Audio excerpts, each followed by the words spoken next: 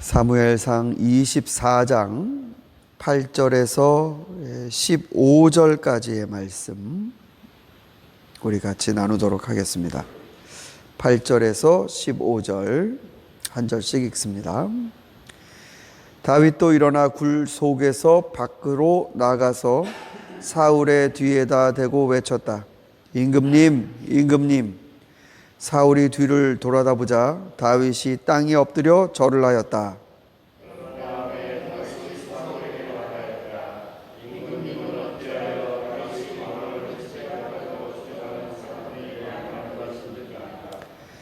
보십시오. 주님께서 오늘 저 굴 속에서 임금님을 나의 손에 넘겨주셨다는 사실을 이제 여기에서 직접 확인하실 수 있습니다.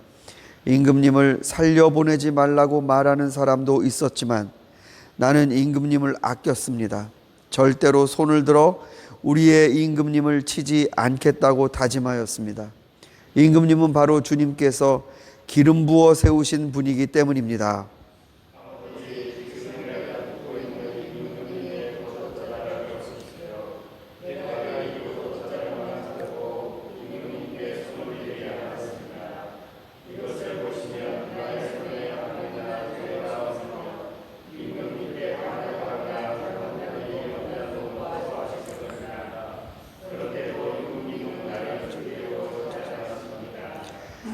이제는 주님께서 나와 임금님 사이에서 재판관이 되시고 나의 억울한 것을 주님께서 직접 풀어주시기 바라겠습니다.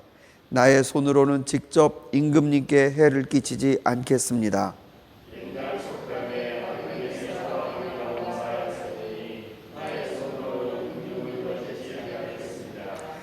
이스라엘의 임금님은 누구를 잡으려고 이렇게 나오셨습니까? 임금님이 누구를 잡으려고 쫓아다니십니까? 한 마리 죽은 개를 쫓아다니십니까?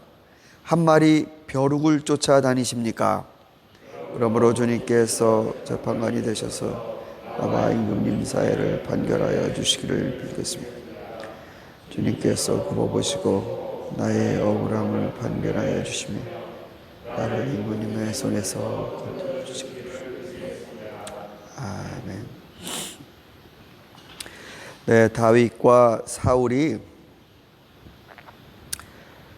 드디어 이제 대면으로 얘기하는 장면입니다. 그래서 아마 실제 다윗이 사울에게 얘기했을 때는 막 울었을 것 같습니다. 예전에 그 사우스 아프리카요, 남아프리카 공화국에서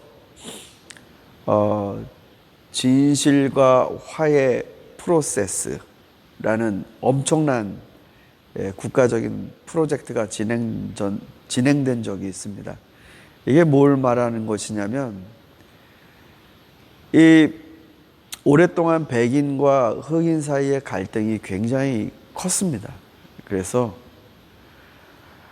백인이 왜 뺏어갔는지 그 백인에 대한 증오로 또 흑인이 무고한 백인을 죽이고, 그러니까 이게 실타래처럼 꼬였어요, 나라 전체가.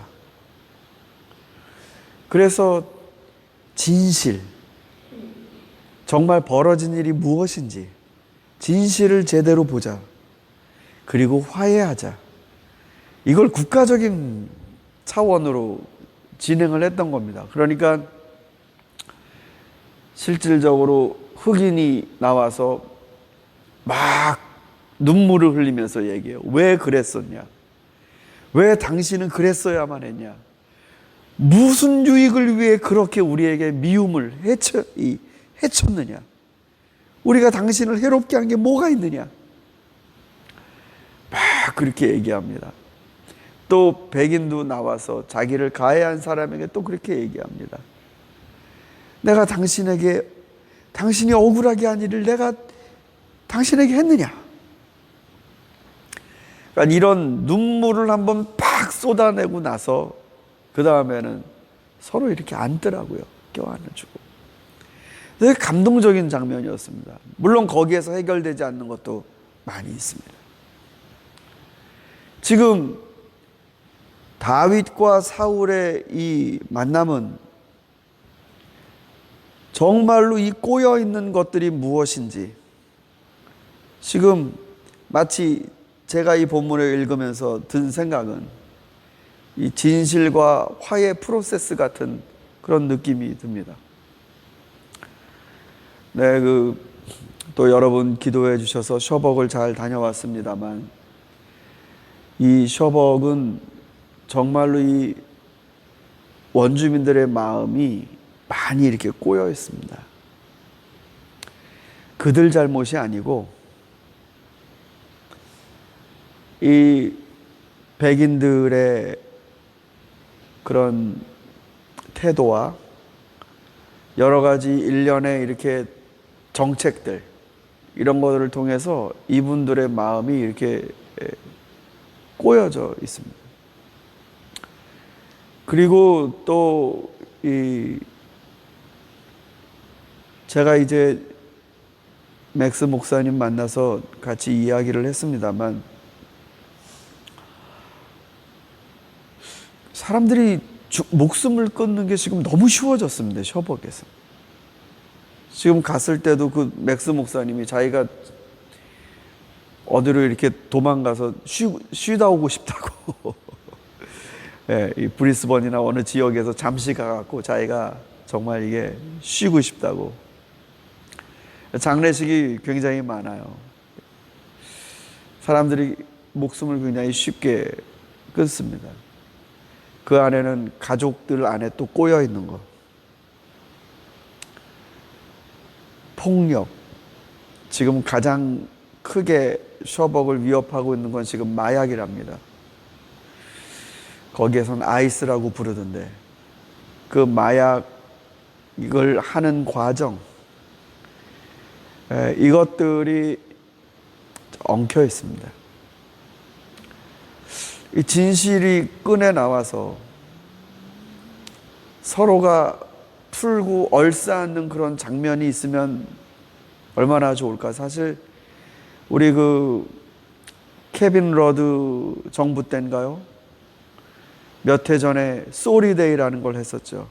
그래서 원주민들 국회로 부르고 케빈 러드가 조목 하나하나를 다 리스팅하면서 다 사과를 하는 그런 장면들이 있었습니다.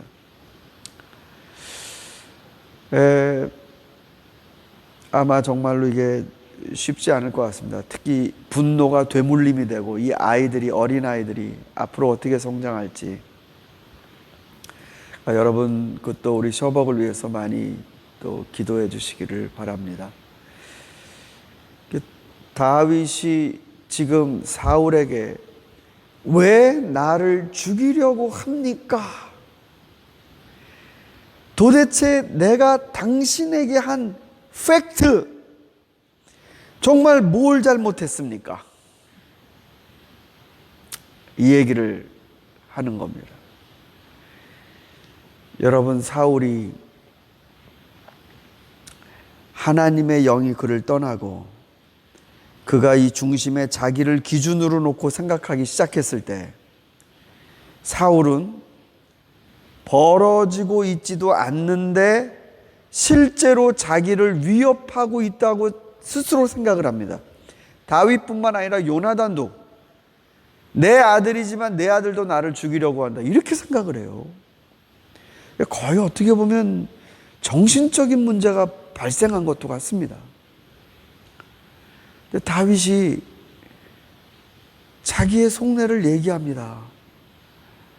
임금님, 저는 절대로 임금님께 그렇게 할 사람이 아닙니다. 오늘 제가 임금님을 죽이려고 했다면 저는 얼마든지 기회가 있었습니다.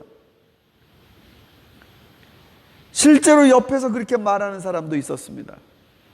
그러나 임금님, 저는 임금님을 아끼는 사람입니다.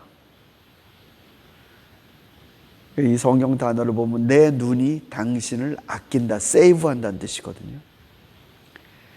다른 사람은 모르겠지만 저는 임금님을 그렇게 보지 않습니다. 그런데 왜 저를 죽이려고 하십니까? 저는 지금 왜 이제 후반부의 말입니다. 죽은 개와도 같고 벼룩과도 같은데 이런 나를 잡으려고 그 군대를 데리고 임금님이 직접 나오시는 이게 도대체 무슨 일입니까? 그러며 다윗이 이럽니다. 임금님, 저는 절대로 임금님께 제 손을 대지 않겠습니다. 하나님이 판단하실 겁니다. 내가 잘못했으면 나를 벌하실 거고 임금님이 잘못하셨으면 임금님을 벌하실 겁니다. 그러면서 이렇게 말합니다. 옛말에 악인에게서 악이 나온다 하였습니다. 악인에게서 악이 나온다. 다윗은 이런 말을 깊이 품고 있었던 것 같습니다. 자신이 악하지 않기 위해, 자신이 나쁜 사람이 되지 않기 위해 지금 엄청나게 노력하고 있는 것입니다. 사랑하는 우리 새벽의 성도 여러분, 이 인생을 살아가면서 우리가 무고하게 아픔을 겪는 경우가 많이 있지만 그럴 때 악인에게서 악이 나온다. 내 안에서 저 사람이 나에게 한 것과 같은 마음이 내게서 나온다면 핑계는 될 수 있죠. 저 사람이 먼저 했어. 근데 같은 종류의 분노가 내게서, 그 악이 내게서 나온다면 그럼 나는 어떤 사람이라는 말입니까? 자신이 나쁜 사람이 되지 않기 위해 나는 끝까지 당신에게 항변하지 않겠다. 이게 다윗의 선택이었습니다. 이 모습은 우리 구약 성경이 쭉 진행되면서, 아니 우리 신약 성경에 이를 때까지도 굉장히 이스라엘의 이런 영적 경험의 중요한 모범이 됩니다. 악을 악으로 갚지 아니하고 내가 손을 대지 아니한다. 그러면 하나님이 빨리 나타나셔서 빨리 판결해 주시면 다행이지만 하나님의 판결이 늦어지면 그 사이는 어떻게 살란 말입니까? 그런데 그걸 감수하겠다는 거죠. 난 그래도 나쁜 사람이 되지 않겠다. 우리가 오늘 이 말씀을 읽으면서 여러분, 우리 마음 안에도 세상의 악함에 대해 내가 어떻게 응수할까? 내가 나쁜 재앙 가운데 살면서 내 자신은 어떻게 나쁘지 않을 수 있을까?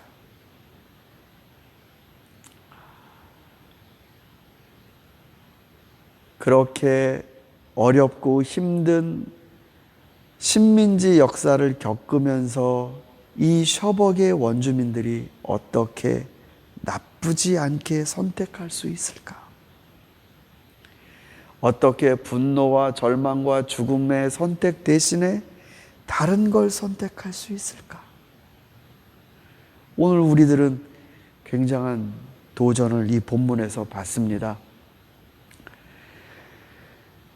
그리스도께서도 그렇게 말씀하셨고 사도 바울도 그렇게 말했습니다. 원수 갚는 일을 주님께 맡겨라. 그리고 너희는 선으로 악한 것에 응수하라. 이게 우리 그리스도인들의 태도였습니다. 박해를 받고 집안을 다 온갖 쑥대밭으로 만들고 처자식을 끌고 가고 그러한 초대교회의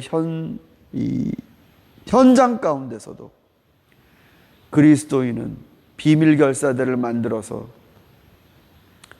로마에 복수해야 된다라는 운동을 하질 않았습니다.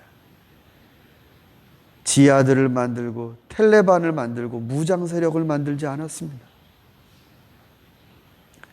하나님께 맡겼습니다. 오늘 저와 여러분이 이 다윗의 울부짖음을 들으면서 무엇이 우리들이 가져야 될 마음인지를 올바로 분별하는 귀한 축복이 있기를 간절히 소망합니다.